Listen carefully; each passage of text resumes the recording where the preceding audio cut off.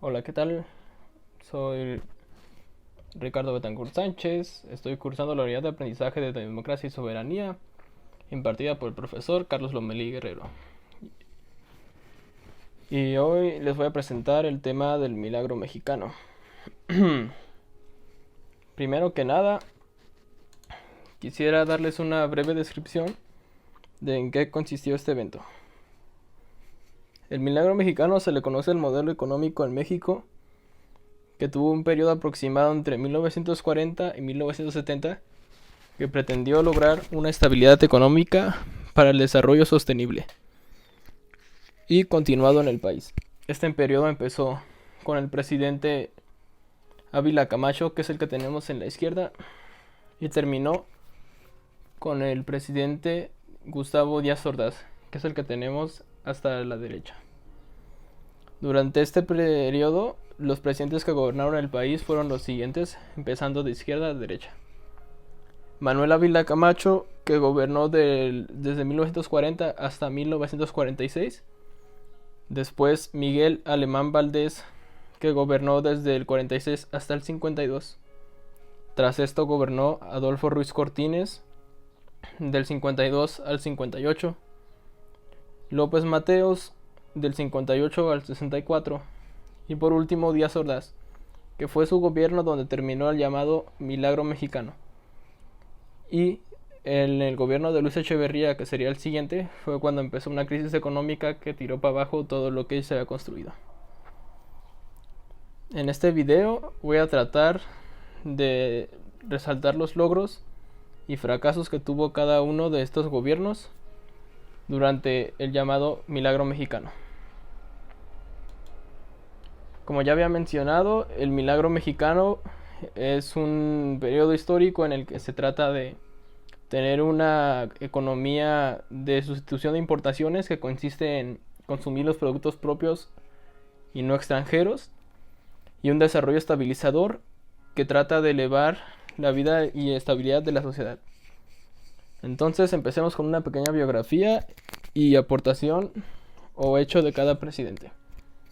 A Manuel Ávila Camacho nació en Puebla el 22 de abril de 1987 y murió en el Estado de México en el 55. Fue un militar y político mexicano, presidente desde el 1940 hasta el 46. Fue conocido y apodado como el Presidente Caballero. Este mote lo consiguió por siempre comprometer su palabra en pro a la libertad de culto en el país. Este presidente le tocó vivir la Segunda Guerra Mundial disculpen, y fundó el IMSS como órgano del Instituto de Seguro Social Mexicano. También fijó un salario mínimo e impulsó el desarrollo industrial. Sigamos con el siguiente presidente. Miguel Alemán Valdés. Miguel Alemán Valdés nació en Veracruz el 29 de septiembre de 1900 y falleció el 14 de mayo de 1983. Fue un político y abogado que se desempeñó como presidente del 46 al 52. Su administración se caracterizó por la creación de la ciudad universitaria y la industrialización en México. Durante su gobierno se adoptó una política mixta, es decir, apoyar a la mediana y pequeña industria y a la sociedad en segundo lugar. También impulsó grandes obras públicas, como pueden ser carreteras, vías ferrocarrileras, presas y multifamiliares. Esto fue posible gracias a préstamos extranjeros que se hicieron durante su administración. Después tenemos al presidente Adolfo Ruiz Cortines. Nació en Veracruz también el 30 de diciembre del 89 y falleció en el 1973. Este fue el último presidente que participó en la Revolución Mexicana. Luego de su administración, presidió y dejó de ser y no se volvió a intrometer en la política. Murió igual en Veracruz el 13 de diciembre de 1973. Durante su administración se llevaron a cabo muchos beneficios para la sociedad. Entre ellos se encuentra el derecho que se le otorgó a la mujer de votar, y se llevó a cabo durante su periodo presidencial una política de austeridad debido a las grandes deudas que habían dejado los anteriores presidentes al país. Sigamos con Adolfo López Mateos. Adolfo López Mateos se desconoce poco sobre sus orígenes, pero se sabe que nació entre 1908 y 1910. Esa es la versión oficial, pero es la más desacreditada. Hay otra que indica que nació en Atizapán, el mayo de 1910. Él fue un bibliotecario, orador y amante del boxeo y practicante asiduo de la caminata juvenil. Durante su campaña presidencial, puso órdenes a candidatos para que sean expertos en oratoria.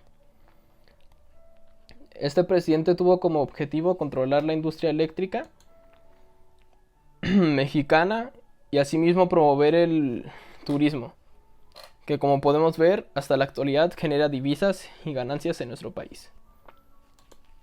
El siguiente presidente y último del milagro mexicano fue el presidente Gustavo Díaz Ordaz. Este nació en Puebla también el 12 de marzo de 1911. Fue abogado y político que se desempeñó durante 1946 a 1970.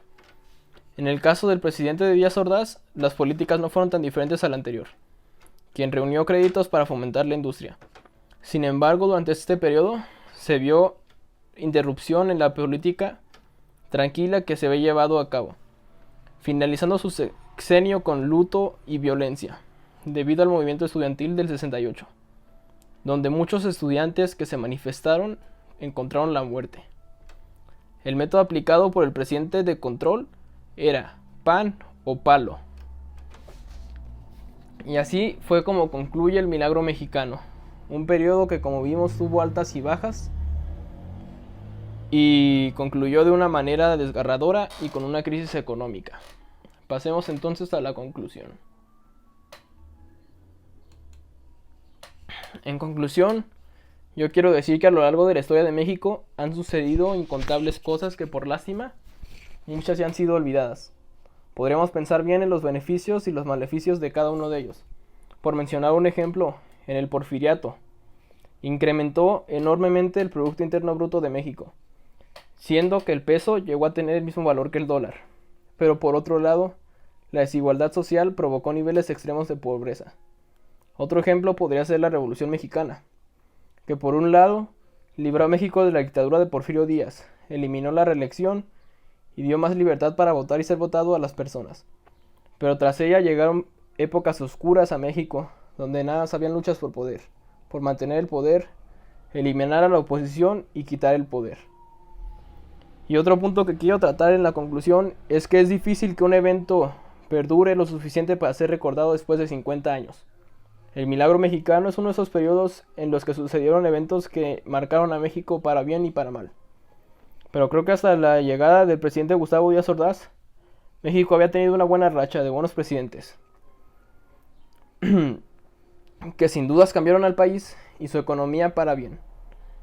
Que hoy en día, si no hubiera sido por presidentes y administraciones que tuvieron devaluaciones en el mundo, México podría tener un crecimiento y desarrollo sin precedentes. Sin más, este fue mi tema que quise tratar en el video, el milagro mexicano. Espero que haya quedado súper claro y súper bien. Y me despido, soy Ricardo Betancourt. Adiós.